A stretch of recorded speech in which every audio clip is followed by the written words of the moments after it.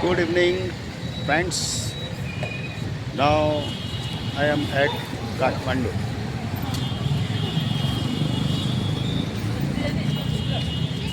किसी ने सच कहा है, अब हम ये नहीं बोल रहे हैं कि सूर्यदेव हमसे बुलवा रहे हैं। हो सकता है अक्सर लोग एक चीज़ को बदनाम करते हैं, शराब। शराब बिल्कुल गलत चीज़ है, किंतु हर चीज़ की, हर शब्द की एक परिभाषा है। उस परिभाषा को जो भी इस संसार में समझ लेता है वो कभी जीवन में असफल नहीं हो सकता है। फॉर एग्जाम्पल, शराब की परिभाषा है टाइम, लिमिट, स्टैंडर्ड, प्लेस। आपका जो टाइम है उस टाइम पर आप पीजिए। लिमिट आपकी जितनी है उस लिमिट में रहिए। स्टैंडर्ड जो है आपका, स्टैंडर्ड मेंटेन करिए, नीचे ना गिरिए, ऊपर ना गिरिए और फ्री के चक्कर में ना रहें। प्लेस, स्थान ऐसी हो जो पीसफुल हो, शांतपूर्ण एटमॉस्फेयर हो। निश्चित तौर पर ना आपको नुकसान पहुंच सकता है, ना सामने वाले को नुकसान पहुंच सकता है। किंतु यदि आप ओवर लिमिट करते हैं किसी भी चीज़ की तो निश्चित तौर पे आपको नुकसान उठाना पड़ सकता है।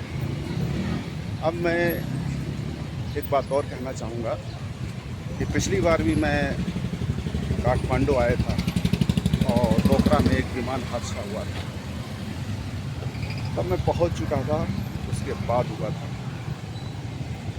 यहाँ पर भी सेम वैसे ही हुआ कि मैं पहुँचा और विमान हादसा हुआ। ऐसा नहीं है कि मेरे पहुंचने से कोई ये हो गया।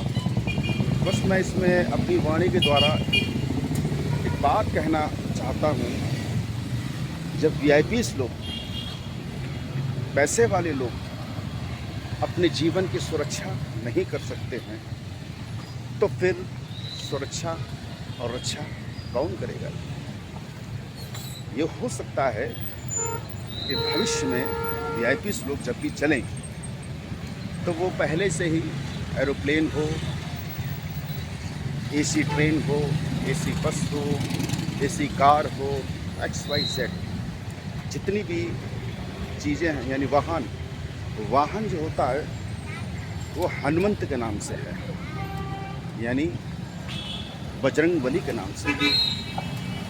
तो जब बजरंगबली के नाम से है तो कोई भी वाहन जब चलाया जाए उसको सबसे पहले पायलट हो या ड्राइवर हो, उसको बजरंगबली की नाम से पूजा अर्चना की जाए। ये बजरंगबली ना हो, जो ड्राइवर है जिस धर्म को मानता है उससे संबंधित अपने देवी देवता, कुल देवता को नमन करे।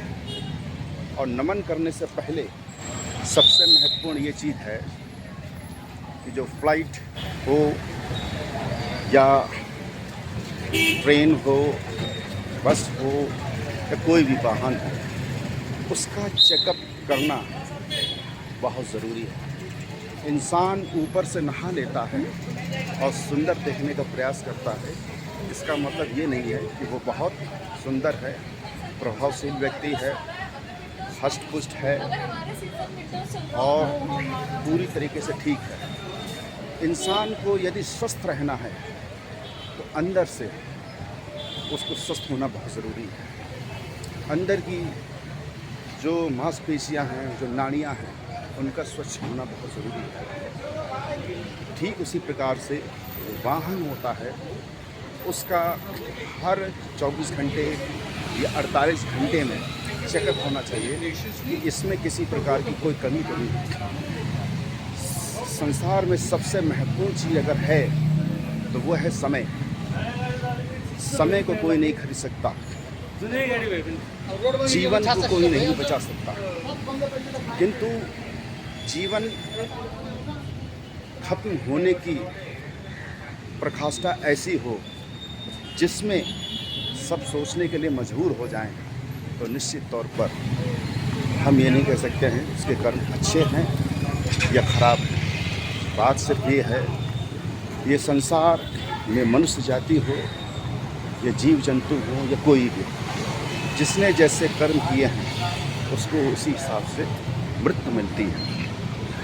मृत्यु पर कोई अजय नहीं हो पाया, न हो पाएगा, किंतु हमें जो प्रकृति के द्वारा संदेश हो रहा है या मेरे मन के अंदर जो विचार आ रहा है, जीवन अनमोल है और जीवन को बचाने के लिए, चाहे अपना जीवन हो या किसी का भी जीवन, जिसने जीवन बचा लिया समझ लिए, इसलिए इस संसार में सबसे बड़ा कर्म किया, सबसे बड़ा पुण्य किया।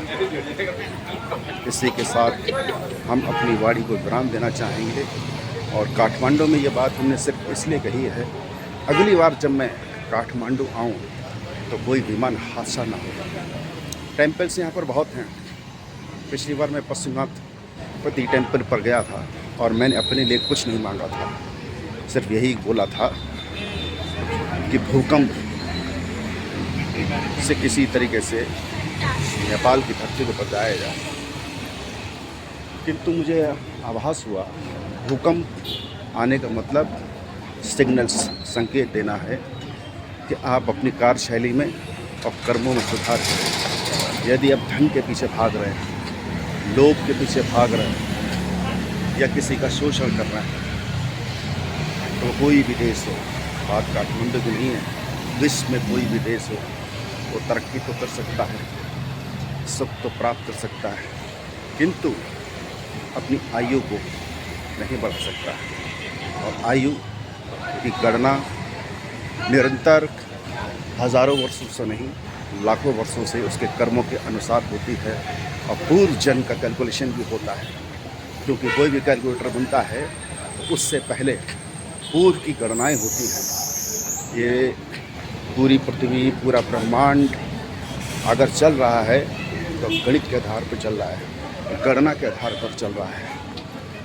जिसने गणित का अच्छे तरीके से समझ लिया, अपने देश की संस्कृति को अच्छी तरीके से समझ लिया, भारत देश में भारत की संस्कृति को समझ लिया, नेपाल देश में नेपाल की संस्कृति को समझ लिया और उसने पालन किया, निश्चित तौर पर वो देश तरक्की करेगा, वहाँ के नागरिक तरक्की करेंगे। और hard work is the final decision in every life. माता, पिता और हार्ड वर्क। इस संसार में यदि कहीं भगवान है तो वो माता पिता हैं। जिसने माता पिता की सेवा कर ली, समझ लीजिए वो जीवन में कभी भी परेशान नहीं हो सकता। कम शब्दों में बात कहना चाहूँगा, एक अंक आता है ए, उस पर एक लिखिए। बी पर आता है दो लिखिए। सी पर आता है थ्री लिखिए। इस तरीके से देयर आर 25 वर्ड्स। उसके बाद इंग्लिश में mother, father and hard work, कुछ जो नंबर आए उन संख्याओं को आप जोड़िए। जोड़ने में हार्ड वर्क का सबसे ज़्यादा परसेंटेज निकलेगा। निष्कर्ष से निकल के आता है गणित।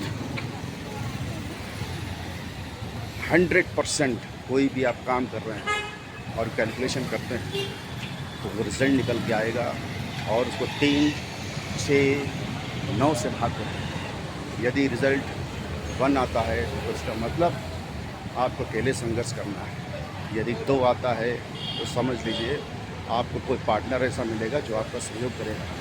और यदि 3 आता है तो समझ लीजिए आप त्रिकालदर्शी हैं। और यदि शून्य आता है तो इसका मतलब आपका जीवन आंशिक शून्य है। आप कुछ भी सोचें, कुछ भी कर लें, पूर्व जन्म में आपने जो गलत कार्य किए हैं उसका फल शून्य के रूप में मिलेगा। और शून्य से ये दुनिया बनी है। ये दुनिया गोल है और गोल के पीछे सब भाग रहे हैं। गोल भी 2 प्रकार के हैं, एक लक्ष्य है, एक डूबना है। डिसाइड आपको करना है। गोल से भी बाहर इंसान निकल सकता है, बशर्ते उसके अंदर कर्म अच्छे हों, उसकी सोच अच्छी हो, उसके विचार अच्छे हों, तो वो इस दलदल से भी बाहर निकल सकता है। इति सत्यम हो भी सकता है, नहीं भी हो सकता है, बस आजमाने की बात है। काठमांडू में सूर्य के माध्यम से, प्रकृति के माध्यम से और त्रिदेवी मंदिर में जो मैं गया था, जहाँ पर बुद्ध की मैंने उपासना की थी, हो सकता हमने जो भी कहा है वो सत्य हो। अंत में मैं यही कहना चाहूँगा, भविष्य में सरकार किसी भी देश की हो, जनता जनार्दन सबसे बड़ी चीज़ होती है। उसी के वोट से आप राज कर रहे हो, तो जनता को कम से कम आने जाने के लिए ऐसी स्थिति ना उत्पन्न हो कि मृत्यु का सामना करना पड़े। और यदि मृत्यु का सामना करना ही पड़ रहा है तो कम से कम आप लोग अपने आप को डिज़ाइन करें कि जिस वाहन पर आप बैठे हो उसकी क्या तत्कालिक तौर पर इन्वेस्टिगेशन किया गया है या नहीं किया गया है। आत्मा अजर और अमर है।